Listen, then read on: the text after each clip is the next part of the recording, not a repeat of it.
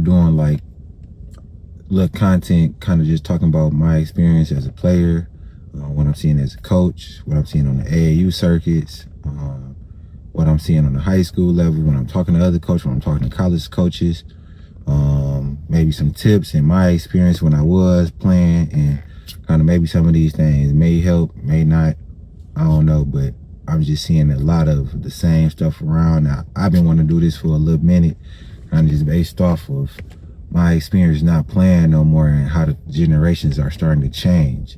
So, I mean, some stuff may be useful, some stuff may not, but I like to kind of spread my knowledge on this level as well. And, you know, so the first thing I kind of want to talk about is how some coaches, communities, family members and stuff, bro, we messing our good players up by not holding them accountable and not having real expectations for them, like real expectations for them.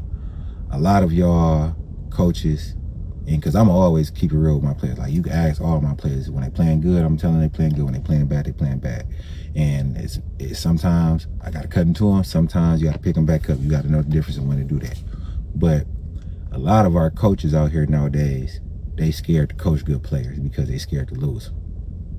And that ain't like you messing it up for the next coach later on that's gonna hold them accountable in high school, in college, and moving forward. Or they're not gonna make it to that level because they're gonna be early on. We getting crowned in the first, second grade, fifth grade. We the top first grader in the state, top first. How do you know that? It's too early to crown them, but then these kids getting this big head so early because everybody telling them how great they are, but they're not telling them what their flaws and that they need to keep working. And okay, that you nice, but it's a little dude down the street or around the corner that you know nothing about, or across the state or across the country that you know nothing about, that's just as good as you, that's working 100 times harder than you. Or that's not as good as you right now, but they working because they seeing how good you is, and now you're the measuring stick.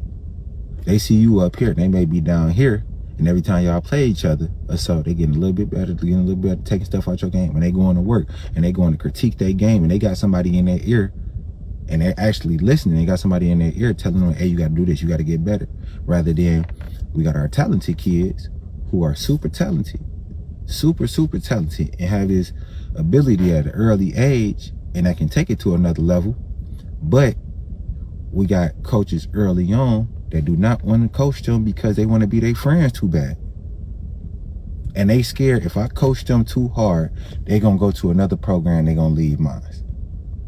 And for the most part, parents, they go with that. If they kid getting coached too hard, they don't like how their kid getting coached or whatever, they're gonna take them to another program, to somewhere that they're not getting coached as hard, and they get to do whatever they want to. Tell you right now, you play for me, from top to bottom, everybody getting held accountable, and my best players, they getting coached the hardest, and that's how it's supposed to be.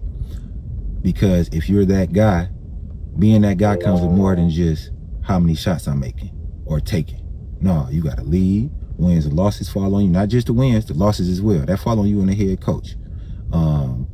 You gotta defend. Everybody think being the guy is just scoring. No, if I have 20, but my man got 25, my 20 don't matter. And too often, these talented kids may have a bad game or have some flaws, and nobody want to tell them about their flaws. So then when they do, later on, when they run into a coach or somebody that's telling them what they need to fix or trying to correct them, they feel like you hating on them because everybody done told them how great they are so early, to the point that you can tell them nothing. They feel like, now we have kids that feel like correction is hate. I'm doing my job as a coach, trying to get you better, and I'm correcting you, acting like I'm just telling you that you suck because I said you need to do this different.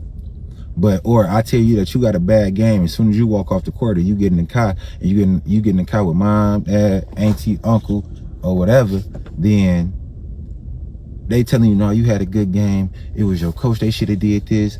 Your teammates should have did this. They should have did that. No, you had this many turnovers. You missed such and such free throws. Your man had 25, you had 20. All this other stuff that you leaving out, but you just focus on that they had 20 points. That 20 points don't mean nothing. It might have took them 20 shots to get that 20 points. man,